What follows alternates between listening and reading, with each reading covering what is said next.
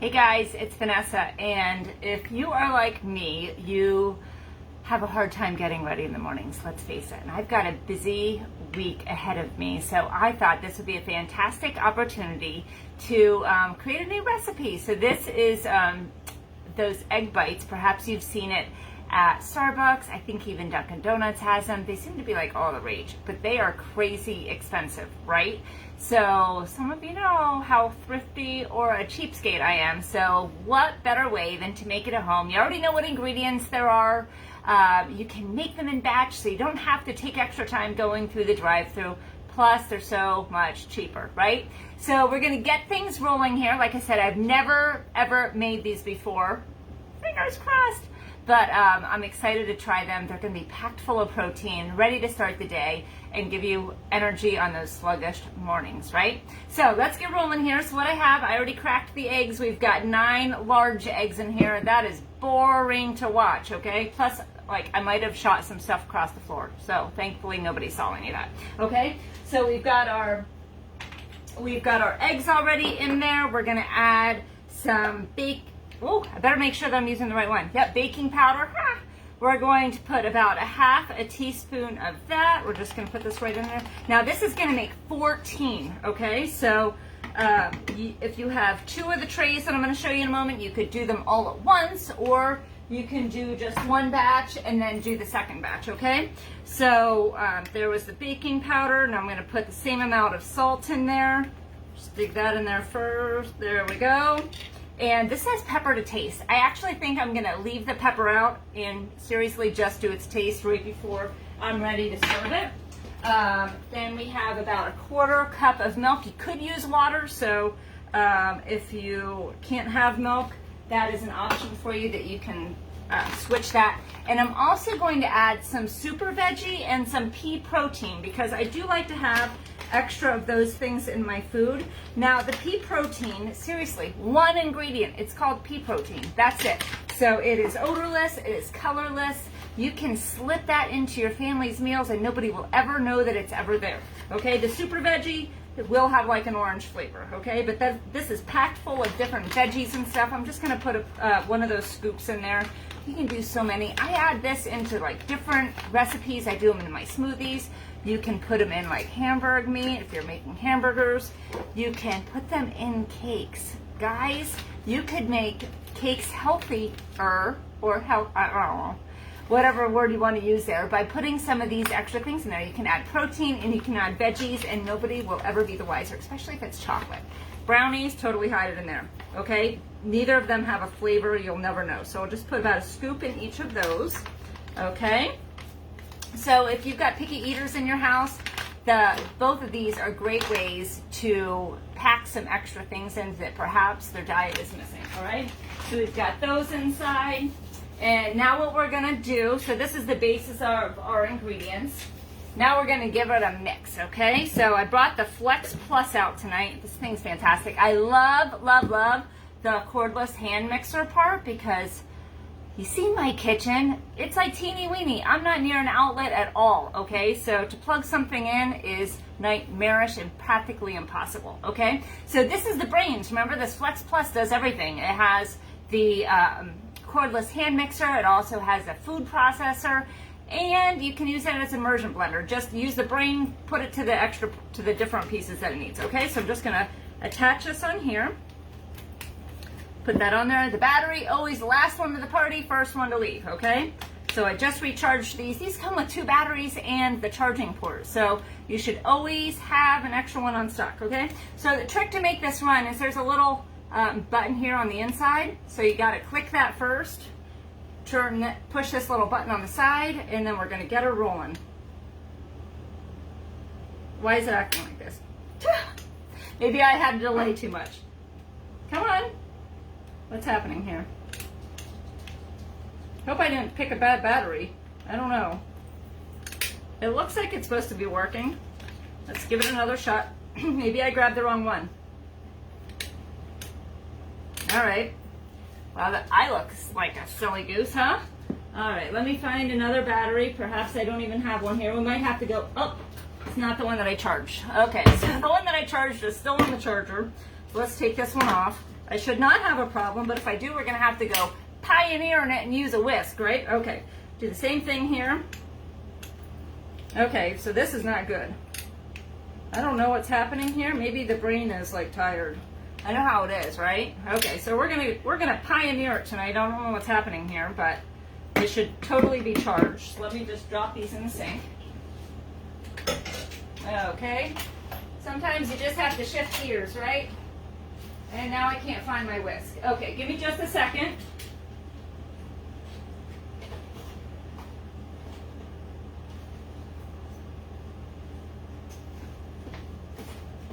All right, whew, the whisk saved the day, okay? So we're just gonna give this a whisk right inside here. That 40 strokes or until you have one, right? Nobody needs to be having a stroke over eggs. So we'll just give it a whisk, whisk, whisk. I do love these. My goodness, for the longest time, I used a fork. Can you believe that a good whisk actually makes a difference? The food doesn't get stuck in there, no problems at all, and you actually get things mixed up. Go crazy thinking, right? Okay, so we've got this all mixed up. It's ready to go. And now, I don't know what's happening with these batteries, but you better believe I'm going to check that out because I love that thing. I can't even live without it. So now what we're going to do is take this silicone egg bite mold. Okay, it comes with a lid here.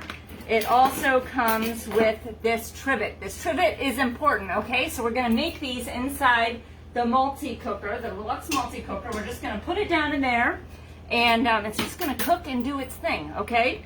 So what we're going to do first is add 1 cup of water down inside there. You've heard me say before that you need to have at least 1/2 to a cup of liquid in your pressure cooker so that it's going to create the steam, cook your food, and all that scientific stuff, okay? So we've got that and we're good to go. So now we're going to take these silicone egg bites. I think I'm just going to keep it right on this trivet here.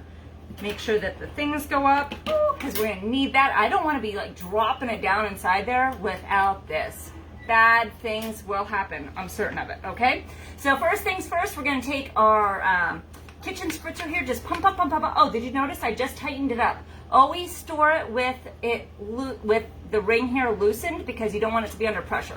So just pump, pump, pump until you feel the pressure.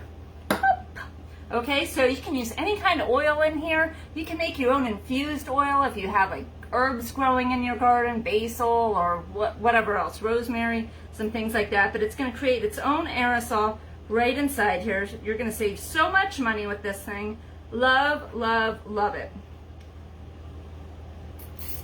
My daughter went to college and I was not prepared. And I had to buy her Pam. I felt like a terrible, terrible parent. Not only was it so much more expensive than just pouring some oil in here, but it had preservatives and other yucky stuff. And I'm like, ah. So you better believe that she's going to be getting one of these, okay? So we have that.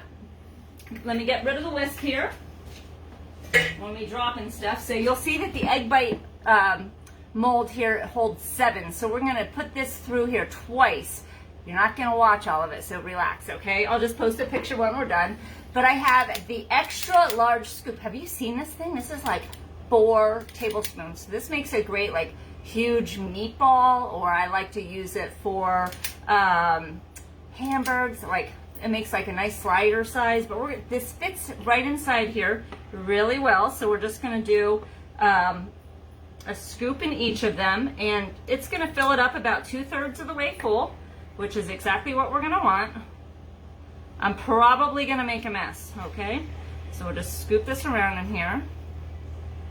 And then we'll get to the fun part, which is like loading it up with yumminess. So I'm curious if anybody watching this stops for those egg bites and how much you're paying for them, because last time I looked, they were pretty dicey, and I'm like, I cannot justify paying that. I'm sure they're delightful, but I'm always apt to save a buck, okay? So we have those. Now what we're going to do is fill it with some yumminess, okay? So this is where you can get creative if you've got picky people in your house. Totally switch it up. But, so I had some bacon already cooked and crumbled in my freezer. The scary thing was, I am not sure because I am sometimes haste makes waste, right? So I didn't label the bag, and so the bacon could go either way. It's either bacon or it's like diced chocolate. So I'm not willing to take that risk tonight. So we're just gonna go with what I know. So I had some lunch meat in the fridge, so I'm just gonna put some lunch meat. I diced it up here. We're just gonna put some in each of these wells. Yeah, maybe some of you remember the whole debacle that I had, not labeling things before. You would have thought that I learned my lesson, but I thought that I had a potato soup, and I was so excited. I took it to work and I thawed it for the whole morning. I'm like, oh my gosh, I'm so excited to eat this tomato soup or potato soup today. It was white. I thawed it, I microwaved it. I'm like, something just tastes really weird about this. I'm like, it's just not right. And I'm like, what could I have made that had like that whitish color that would have looked like potato soup? And I'm like, oh my goodness, I made pina colada dessert things. So for my lunch, I was eating hot pina colada stuff. So like the coconut was like getting stuck in my teeth, and it totally was not right. So guys, learn the moral of the story here. Always label what you have in your freezer. You thought I would have learned, right? I did not, okay? So I've got some green peppers here. These came out of our garden, so didn't pay a penny for these except for, you know, my husband's labor and the cost of the seeds. He takes care of the garden, tends to all of that, keeps us healthy and everything else. And then we've got some cheese here. So actually, I'll put that on last. Now, I'm going to tell you one of my little tips, because you know when you're buying spinach in the bag here at the grocery store, we can never eat it. We can never eat enough. So I always buy it for a recipe, and then we have leftovers. I'm like, what are you doing with it? You don't want it to go bad. You don't want to throw it out. So I always just throw it in the freezer. And when you throw it in the freezer, it breaks apart super duper easy, and it works great if you're doing things like this or if you're making smoothies. So I'm just going to put some of this crumbled spinach right on top here. So you don't have to mix these in, just kind of sprinkle it on top, and while it's cooking, it's going to do its thing. Now I'm going to have like spinach all over my hands. Oh, crazy. So this is a great way to slip things into your kids too without them knowing. So my family knows that every time they're eating something, it's probably something more than what they think they're having. All right, so we've got this. Now I'm going to have to wash my hands because I've got this spinach all over the place. So let me clean that off. So if you wanted to, you could totally mix that in with it, but it's just as easy just to put it on top. Now, I know some of you are going to be like, oh my gosh, she's using cheese that came out of the bag.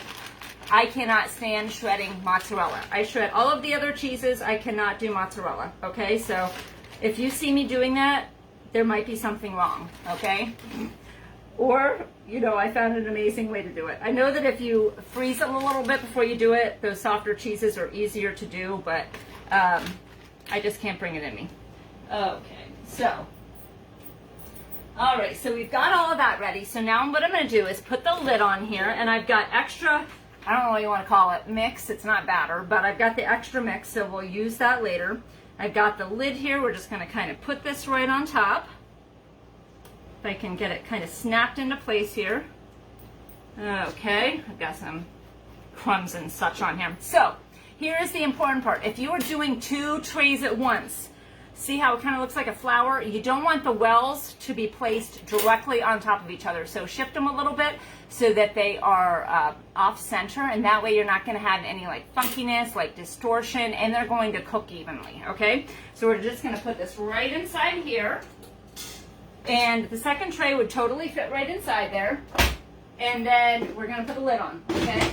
So we'll just screw that on, and here is the easy part. If you don't remember anything else out here, just know that all you have to do is just turn this to the egg setting. You don't even have to think about times, okay? So we're just going to turn that dial to the egg setting. It's going to populate at about 12 minutes, and I'm going to push on it to turn it on, okay? That is it. So it says run right now. It's going to take a little while for it to come to pressure, and then as it comes to pressure, this little red button's going to pop up, and when that happens, the lid's going to lock, so I can't inadvertently open the lid or anything. And then when it's done, we just release the pressure, pull them out, and you want to use hot pads. Sometimes I've forgotten, and I reach down and I grab those little wires, and they are hot. You don't want to be doing that, okay? So take it out, let it cool for a couple minutes, and then we've got this releasing and take tester tool, we're just going to take the releaser part, just go whoop around it and pop them out one by one. And then they're going to be fantastic. They're going to be super duper easy. You can pack one or two. I like to eat my breakfast, you know, kind of on the go. That's going to be less work. You can throw them in the fridge. You can throw them in the freezer. They're a great thing just to pop in the microwave, grab and go and forget it, right? So if you've got a busy week coming up, check that out. I will post a picture of this so that you can see the end results. I have high hopes, I'm just going to tell you. So with that, I'm going to sign off. You guys have a great week. I'll be chatting with you soon. Bye.